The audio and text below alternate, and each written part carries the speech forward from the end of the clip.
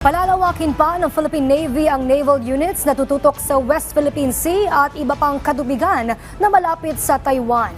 Layo nito na palakasin ang kakayahang pandepensa ng bansa sa gitna ng tumitinding paninindigan ng China sa teritoryo ng Pilipinas. Sa panayam ng Radyo Pilipinas, sinabi ni Philippine Navy spokesperson for West Philippine Sea, Rear Admiral Roy Vincent Trinidad, na asahan ang mas malaking puwersa ng Pilipinas sa karagatan sa mga susunod na araw. Paglilinaw pa ni Trinidad, hindi lamang ang Navy ang nagpapalakas ng kanilang puwersa, kundi maging ang Philippine Air Force at Philippine Army. That in the coming days, may mga mas malaking puwersa tayong pwede ma-project sa karagatan. Although today, we are already doing that, especially sa Scarborough, sa Bajo de Masinloc, sa West Philippine Sea.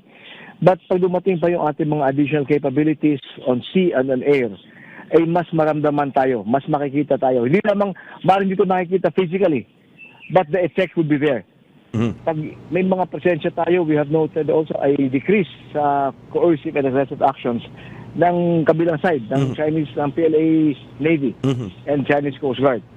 So the more projection capability we have, the safer yung ating karagatan para sa ating mga mangingisda.